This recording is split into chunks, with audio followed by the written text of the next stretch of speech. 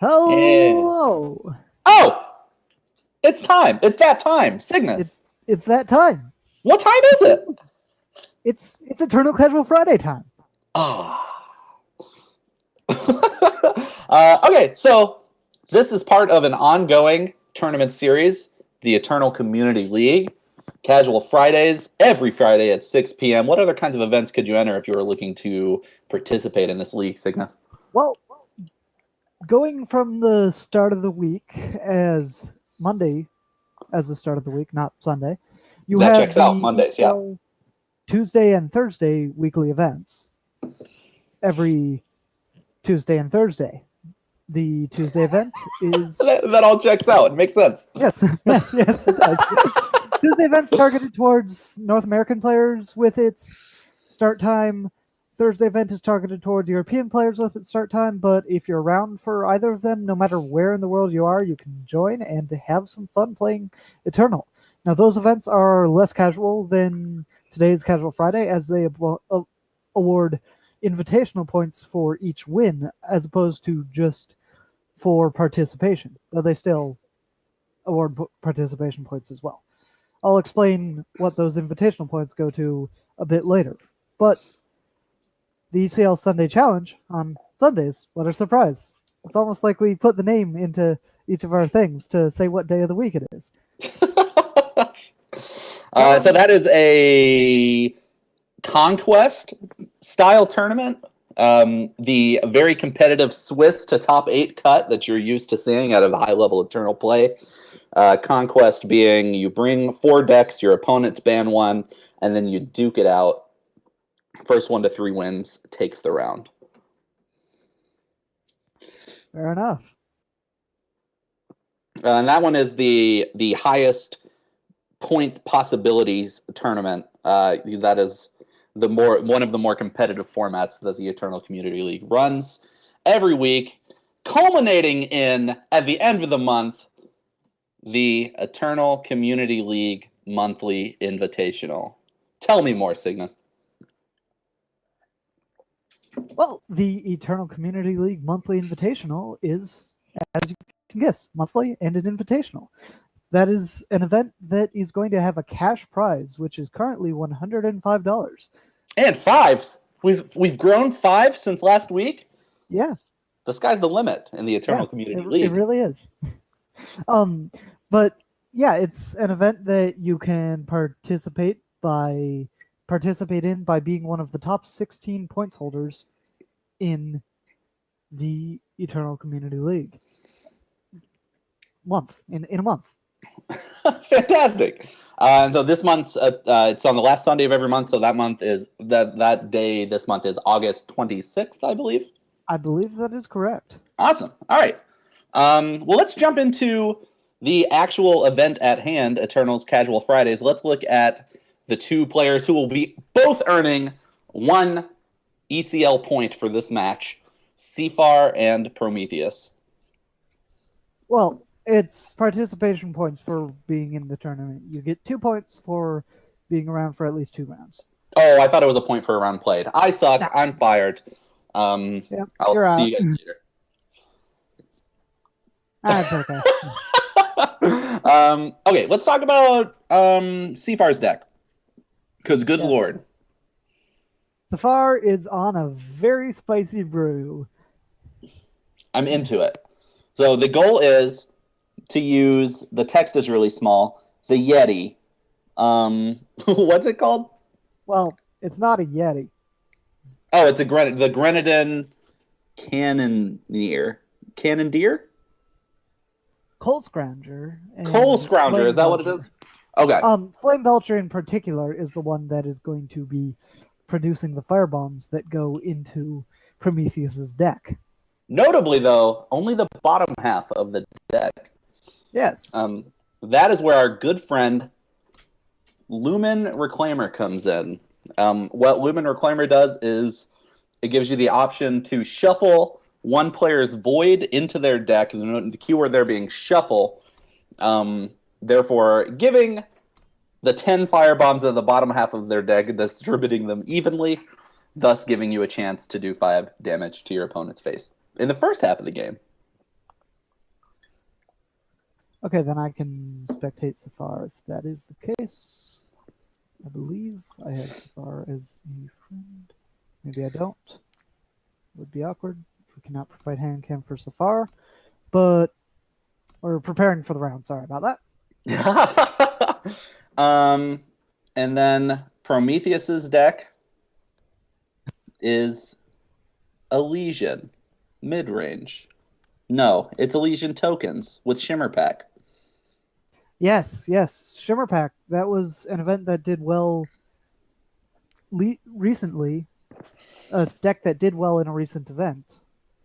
I think notable high level Eternal player and streamer Sunnyvale was playing this exact list on his stream yesterday. I see. So Yeah, yeah. in the Thursday Weekly, let me double check which player it was. Antamo. Oh wait, no, not Antamo. Or was it the Tuesday Weekly? Yeah, no, it was Antamo who brought the Shimmer Pack deck to rank 1 finish back on Thursday. And now we see Prometheus on it. Okay, so the Prometheus should be concerned about because their deck draws lots of cards, right?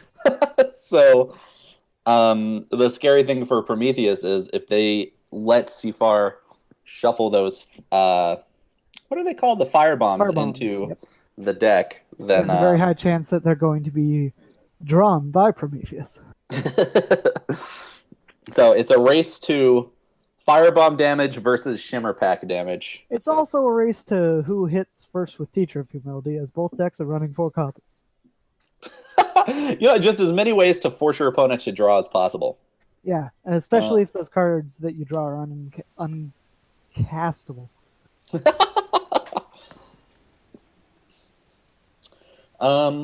So right off the bat, Seafar's hand looks like a mulligan to me. They have the cards in their hand are just a little too expensive. I would say Prometheus has a hand that's very worth considering keeping. Turn 2, it's got 4 power, and that can be a turn 2 Crest of Wisdom, turn 1 Crest of Wisdom into a turn 2 Temple Scribe for extra card advantage and selection. And here we see Prometheus keeping that hand. Permafrost is also really good at preventing Safar from getting through with one of his threats that just need to infiltrate to become big issues. Wait, what is this weapon? Is that the teleport weapon? The 2 cost? Yeah, that is the 2 cost teleport weapon, Sandglass Parma. A card that I have considered and have been told is unplayable. What? How much does the teleport that's attached to it cost? More than 0. So it's unplayable. I don't know. It has more health than Praxis Displacer, which is a teleport attached to a 3/2. Yeah, but you also have to have a unit to put the Parma on. I'm not sure I like it. However, Displacers could prove to work out somewhat well here for Safar, as they're going to possibly counter the Permafrost that is on the Flame Belcher. It's not a gain in tempo, and right now Prometheus already has the tempo, especially with the Xenon Obelisk that's in play and the disciplinary weights that are on Safar's face. Wait, that 2 cost weapon gives endurance as well? No. Oh, okay. Sorry, I misunderstood you. No, you can just bounce a unit. Is that a draw? Does this cost 4 now? 5? No. Okay. No. It's bounce back to the hand does not count as draw. Oh, lots of weird stuff counts as draw, so I get flustered. I get frazzled about it. Right. You ever get there with 4 cost cudgels? I have not gotten there with 4 cost cudgels, mainly because I've not played any cudgel production in a while now. Is that Birthright? Yeah, you got to get them into those. You got to draw them to those fire bombs, buddy. That works. Now, the really spicy thing that Safar's doing here with some of these units like the Flame Belcher and the Teacher is that if he has disciplinary weights on Prometheus and has firebombs in Prometheus's deck, if Prometheus's draw for turn is a firebomb, Then the second draw for turn, the Destiny trigger, means that Prometheus's draw that you'd normally be getting is going to have its cost increased. However, in this particular situation, Prometheus is at 26, has 4 units in play, 1 with flying. Safar is at 6 and only has 1 unit in play that has now been silenced. Looking grim for our firebomb hero. Very grim. And it looks like he's going to Lumen Reclaimer to shuffle his own Void into his library. Can you skip that activation? I do not believe so. I believe you have to target either yourself or your opponent. That one's kind of 6 and 1 half dozen of the other, so it didn't matter. Right, right. Of course, since it did die, 4 copies of it go into Safar's deck as well, which greatly increases the chance of Safar drawing one like he just did. And unless there's some line that I'm not seeing, this is over. Looking real game 2 right now. Game 2 on board at that.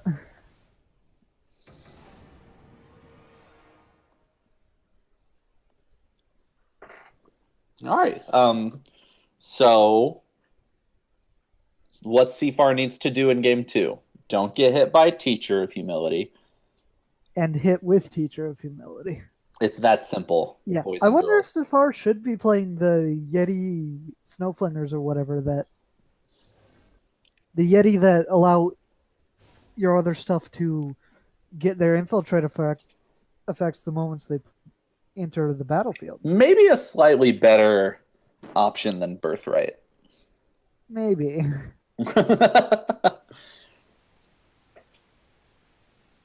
What players are getting right back into it right now? Ah. A benefit of a non-sideboarded format. Can you just go ahead and copyright that term? Well, Prometheus has a 5-power hand with Geneva Merchant and Permafrost. Having the Merchant does give him access to his Obelisk or Shimmer Pack, and those are both very powerful things, but they work best if he has units in play, which this hand really would not do much of. So we may be seeing Prometheus take a mulligan. And he does. Seafar, kind of I guess you have the turn 2 Grenadin friend, but do you ever turn 2 Grenadin over to turn 2 Teacher?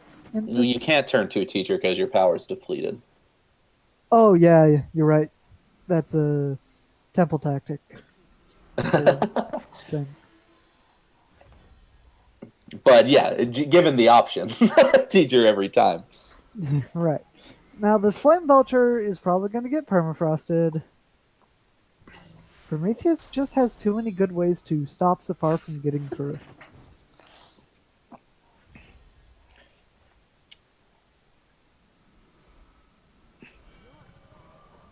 And Safar's whole game plan is getting through. Now, the Sandglass Promise also can bounce blockers to help Safar get through, but why wouldn't you just play a Titan there?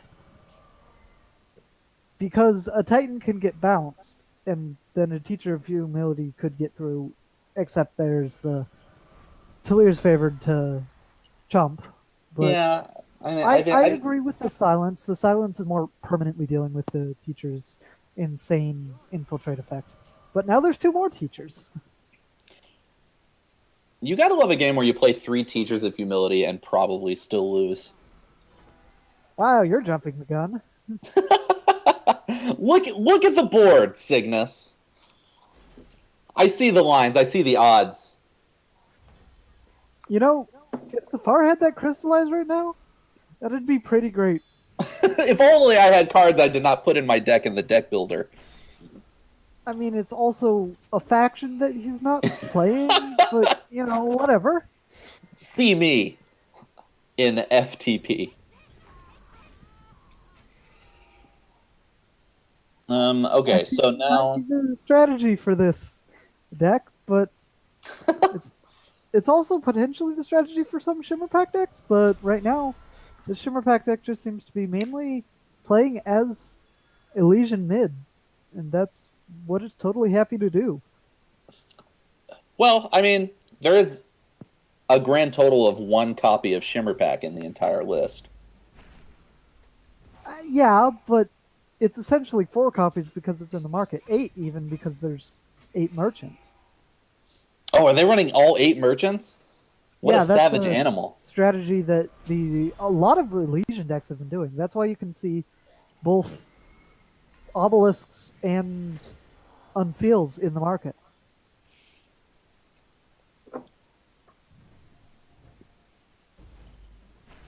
Now here's a stack that I wasn't even paying full attention to, but it results in Sandstorm Titan getting bounced and something getting equivocated for Safar into a unit that I don't think will be helping Safar in any way.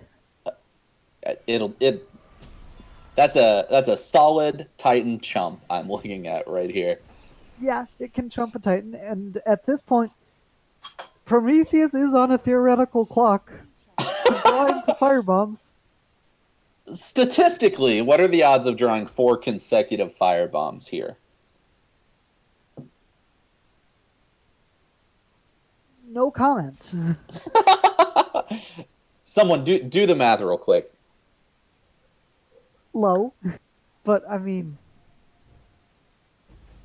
we can maybe Safar can still hit with the Flame Belcher, or never mind because Prometheus just killed it and also had the Equivocate to send away another one of Safar's units, and now Hey, that Sandstorm Titan 8. the 4-cost guy has warp now.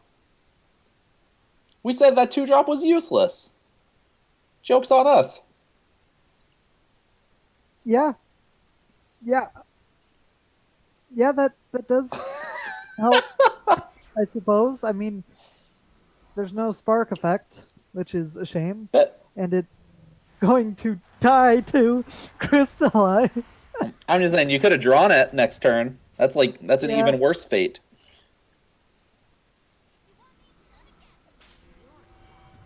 Okay. Safar does not know it, but they are dead to the Shimmer Pack that is coming.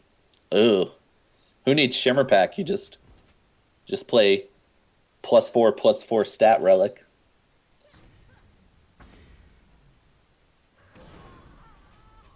Right. Eek. Now You're jumping the gun, Travis, they said. I mean, this Grenadine has deadly. It does. That's amazing. A Sandstorm Titan or a Teacher of Humility. But then also our Cav Curator is flying, and there's just too many units in play for Prometheus here. That's the poor showing Equivocate from Safar. Oh yeah, the Equivocate to deal with the Deadly Grenadine as well. So there's. I mean, the Deadly didn't matter at all. It was just getting the body out of the way. Yeah.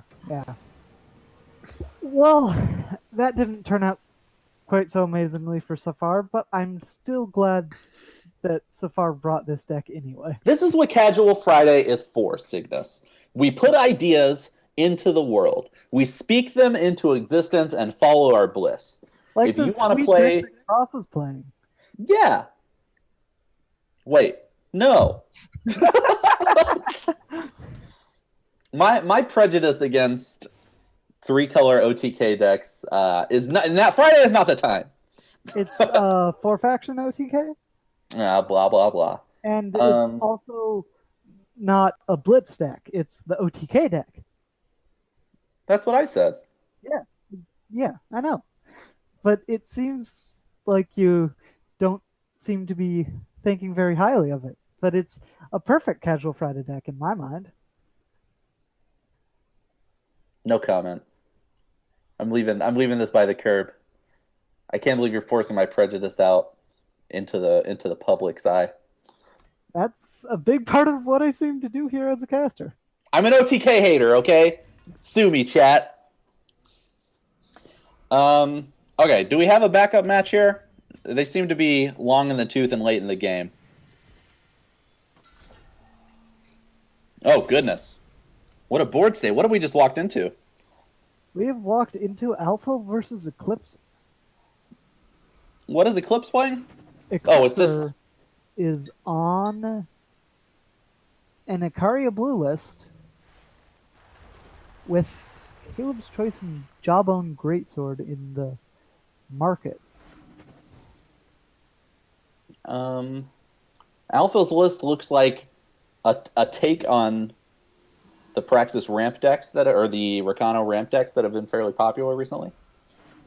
That seems to be the case. Notable difference being the Fire Merchant over the green one, whose name I never remember. Also, it's a very strange faction pair for Praxis. I think most people call that Rakano. I corrected myself. You were so eager. You were chomping at the bit to hurt my feelings that you didn't even listen to me correct myself. I'm officially putting in for a new caster. Hashtag BB deserves better. Eclipser has quite a few cards in hand, though. But Tired of this gotcha journalism. oh, it's really good for Eclipser that the Flame Stoker went to the Void, and it looks like he's playing out Orc Runehammer to kill the 4/4 Exton Merchant. But Alphil gets to play Icaria. And Eclipser doesn't have a way to deal with it right now, and that's putting at a very, very low life total. Generally, when you see a castable Icaria in your hand, it is the correct play to pursue. Unless there's a Sandstorm Titan sitting around. I said generally. I know you did. Hey, that's a pretty good thing to pursue right there. Okay. Alphil is gonna kill the Valkyrie Enforcer. But, I said that before it happened, I'm a genius. But, knowing how many cards Eclipse has in their hand, you know your Rizon's gonna die this turn, right? Like, it just is. It's always gonna die. So why not just send that 3 damage to face? So, in general, wanting to clear out your opponent's units is pretty good, because there's a very decent chance that the spell that Eclipser uses to kill the Rizon is not Harsh Rule, but since it was Harsh Rule, the 3 damage could have put Eclipser in range of a single hit from an Icaria. Okay, but like, I don't know. I'm gonna stand by my man here. Top deck power is amazing here. Top deck Torch is not enough to kill Razan, but that doesn't matter because Vanquish is. It does prevent Alpha from following up with an Icaria this turn. So Eclipser gets to be ahead in the Icaria race? No, he doesn't because he's only at 7 power now, with 6 of it undepleted. So here's the danger of waiting until your opponent's turn to torch the Runehammer, is that Throne Warden is a thing that exists in this world. Is it in Eclipse's deck? I think it is.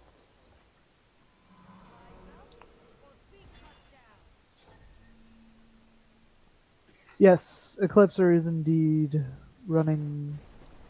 Haven't I seen them? Maybe no, that was his opponent.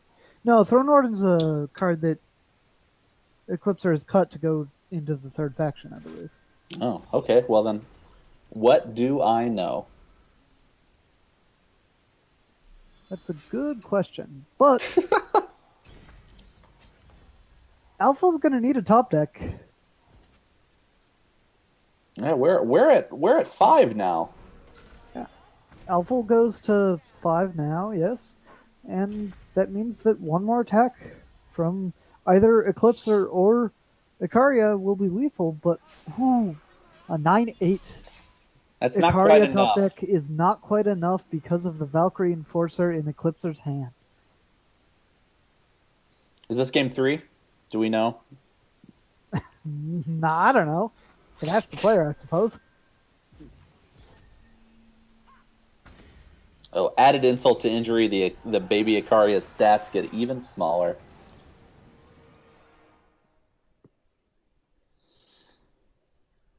And of course, here we see that Prometheus did indeed take the series versus Safar 2-0, because Safar never really got to do anything. Cool. All right. Well, that's round one, right? we will wash our hands of it. We will take a short break to set up round two, and we will be right back. Correct. See you all soon.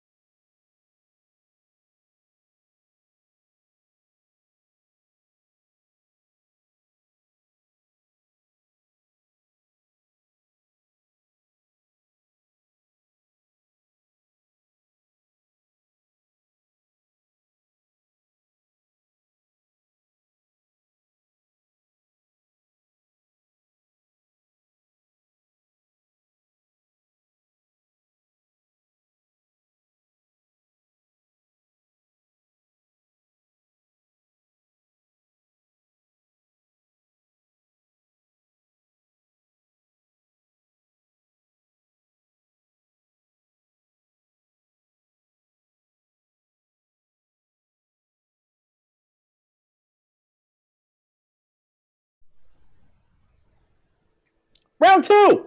It's time! All right, Cygnus. Cygnus, are you there? Who's Cygnus. that? Who's Oh. Cygnus? Oh, God. Oh, no. All I know is Eric Kyoto and Cypher. Those are the players watching now. Tell me more about what you know about Eri Kyoto and Cypher. Well, I know that Eric Kyoto has donated to the prize pool for the Invitational. Very kind of them. Thank you so much, Eri Kyoto. But also that we're going to see Eric Kyoto on a Wyatt Junk Collector list versus Cypher on a Circe's Cleaver list. Those are, of course, the cards both these decks are based around, right? Yeah. Wyatt the Junk Collector being a recent promo card Direwolf released with text that I was going to say reads, but I'm not actually reading the text.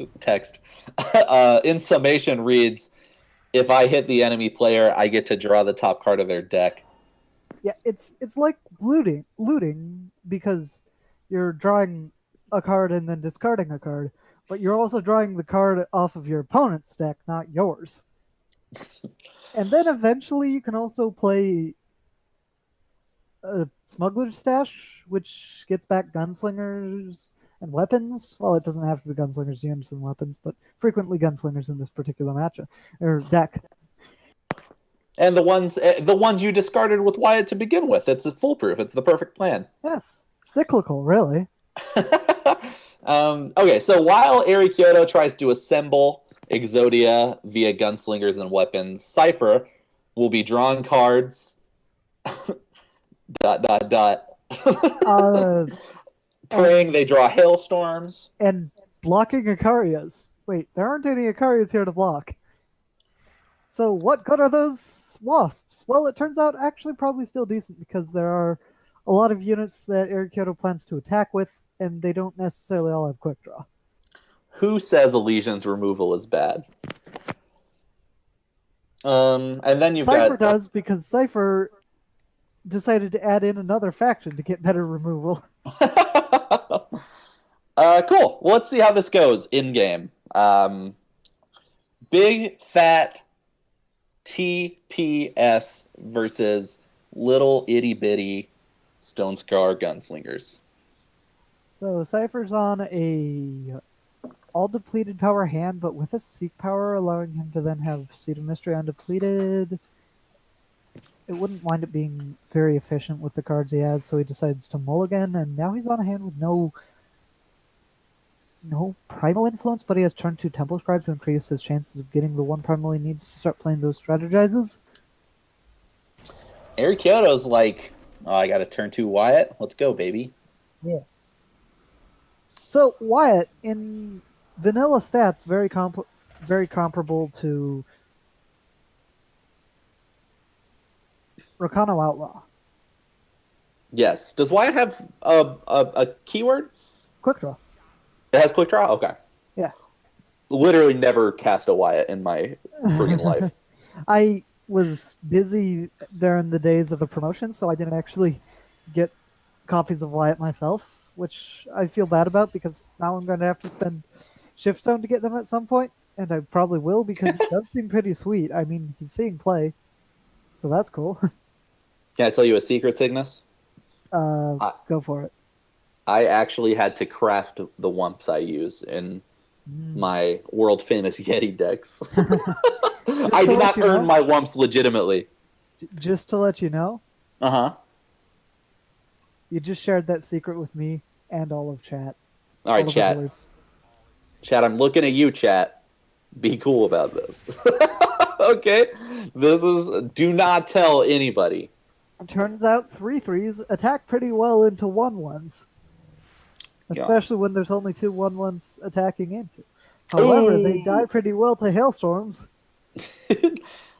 Hailstorm will still be doing 4 damage to both players' face, though. So who's the real loser? Probably still Eri, but it's closer than the experts think. Here's the thing.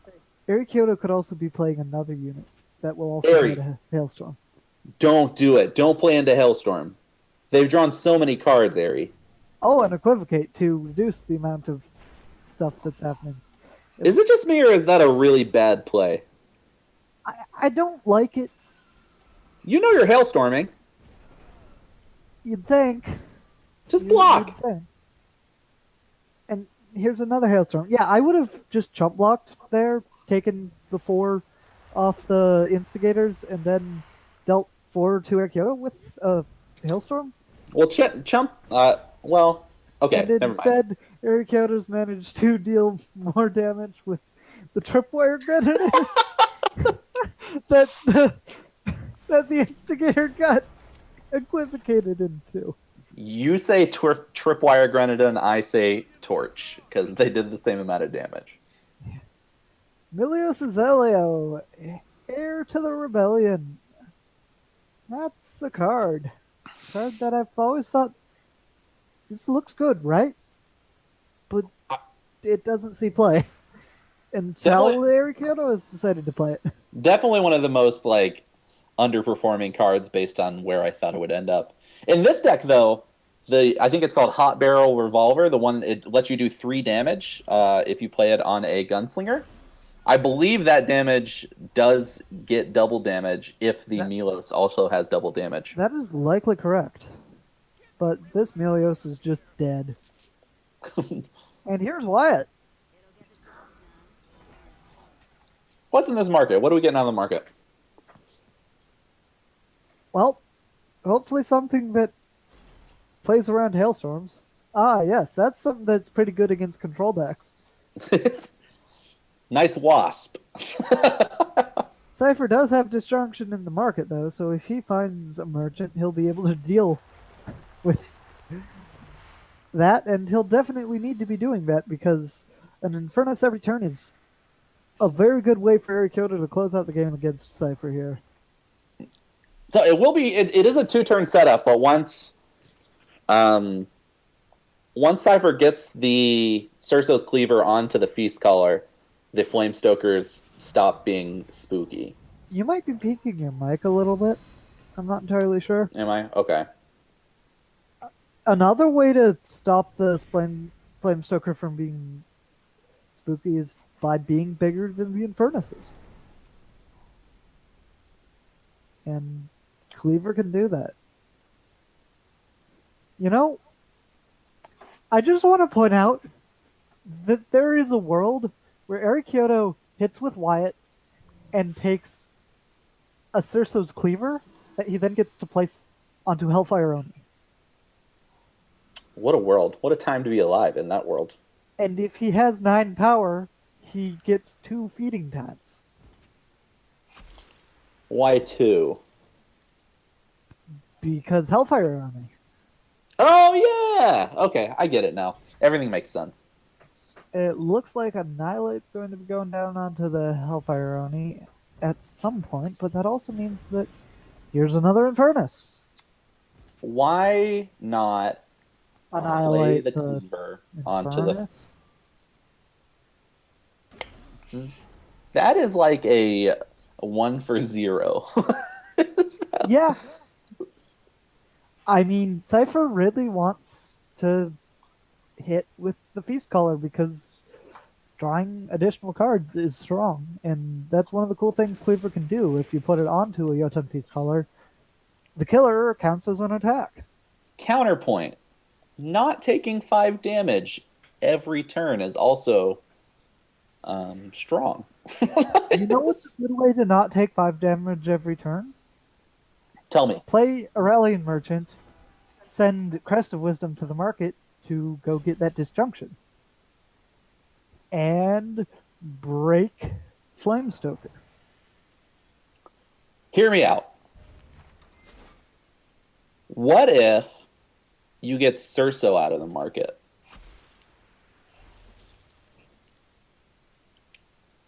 You can play it this turn, infinitely block Infernuses.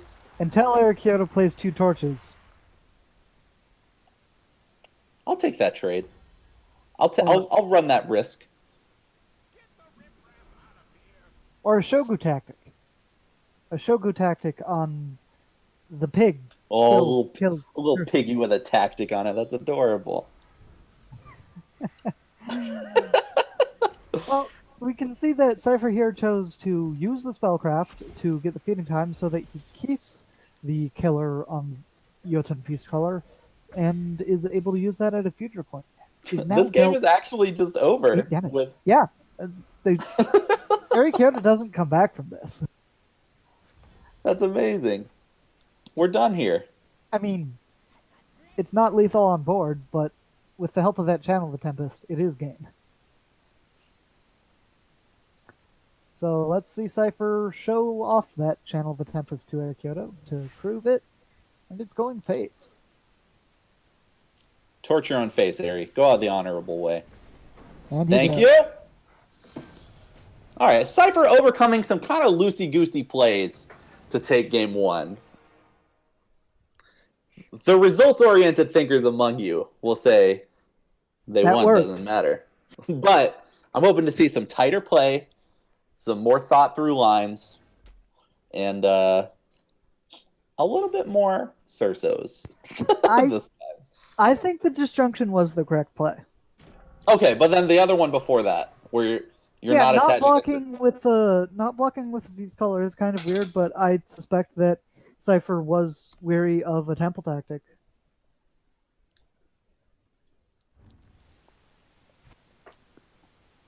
Right back into it.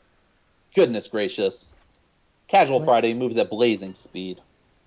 Yes, just like this Wyatt deck wants to, and this Boo! deck from Cypher doesn't. Go back to where you came from. Boo, that was terrible. Okay. I'm leaving now, but I was leaving because the hand cam didn't work, so I'm coming back to that game so that you can actually see the hand cam accurately rather than all pushed over to the side like it was.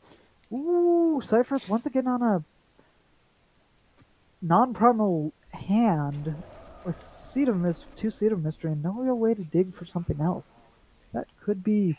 Or he just top decks Crest of Wisdom because that's... That...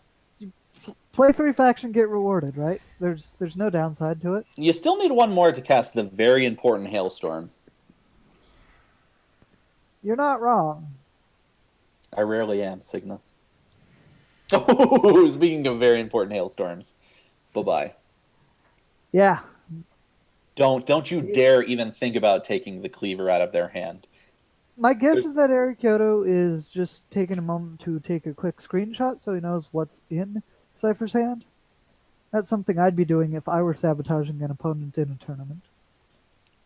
My screenshot skills are... My screenshot APM is so low, it would usually just be faster for me to type the cards in their hand into the notepad. Thank you, Wow. Ari. Eric Kyoto also saw everything but 2 cards in Cypher's hand, the Merchant and the Seed of Mystery, which means that he knows that Cypher only has 1 or 2 more power in hand. If it's 2 power in hand, it's not really relevant. If it's 1 power in hand, it could prove to be relevant. Oh, and here's a Permafrost to prevent Wyatt from ever getting a hit in. It seems to be an important part of Cypher's game plan in this matchup. That makes sense. Cypher wants their cards. When you want your cards, you do not want your opponent to have your cards. Right. The line checks out. I only put cards in my decks that I want. I hope that you keep doing that so that I can use my end of hostilities to play your cards. You're a sick man, Cygnus. Thank you. What are we getting out of the market here? I suppose this would be a convenient time to make a joke about something done with the Cygnus.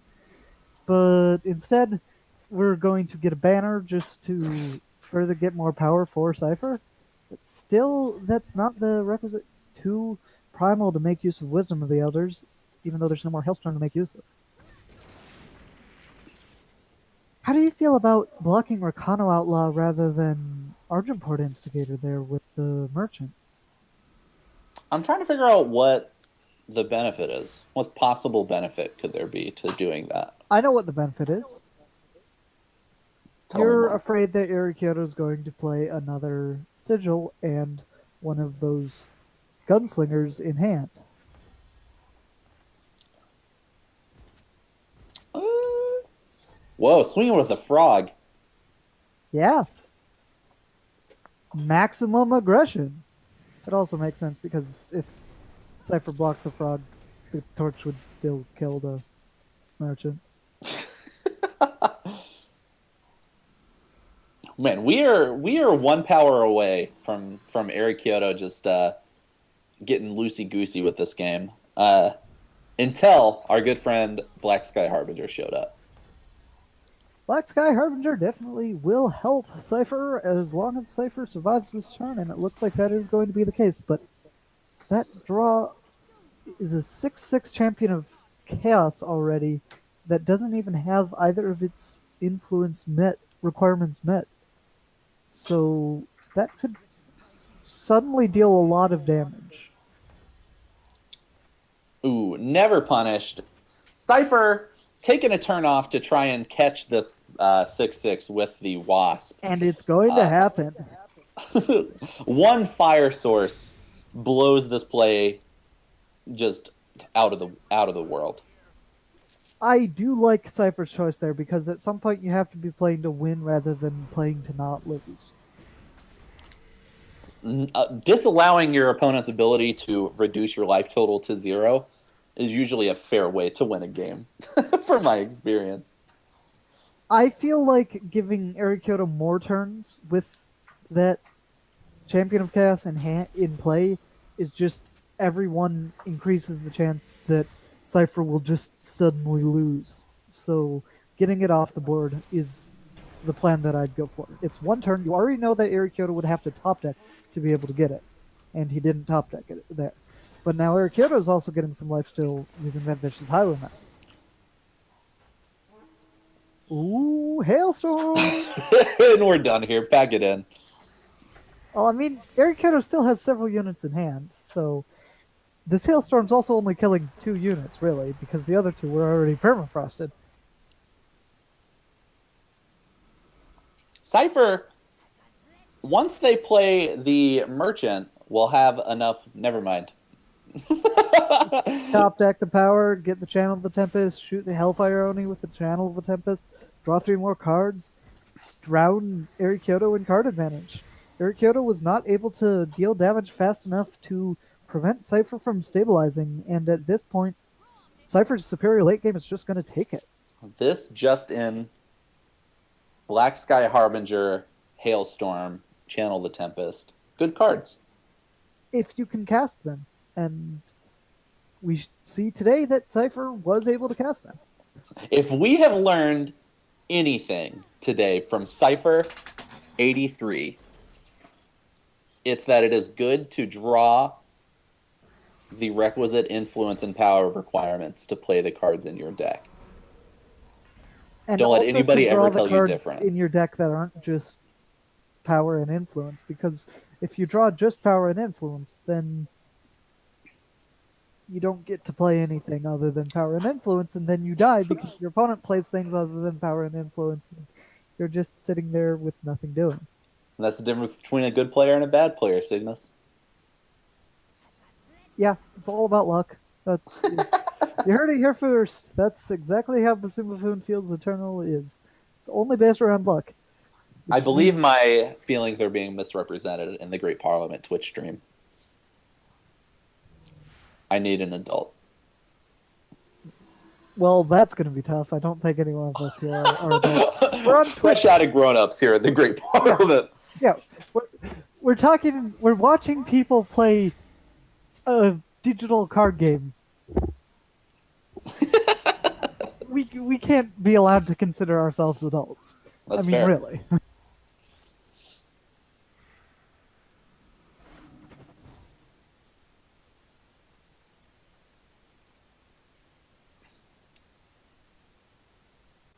Cypher doing their best Seto Kaiba impression. Play your last pathetic cards, Eric Kyoto. And Was that a Yu-Gi-Oh reference? it was indeed. The character name sounded vaguely Japanese.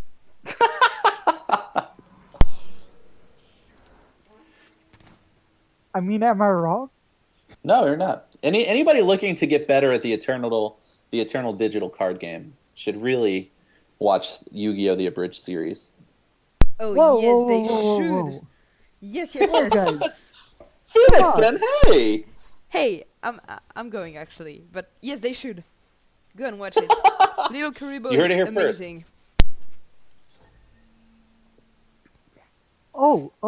So when did Yu-Gi-Oh start sponsoring our eternal Twitch streams? Where do you think that extra $5 on the ECL came from? Eric Kyoto? Eric Kyoto currently trying to do 27 damage with a 12-point attack. It's simply That's not the how math math simply works.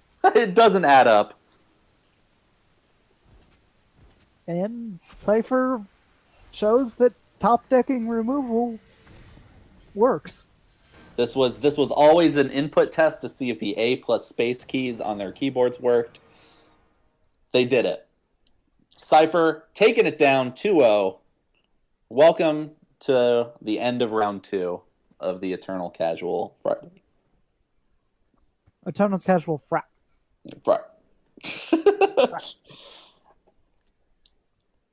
We could catch a bit of Alpha versus Kalos, though. Sure. Take us to it, Phoenixton. Michelle.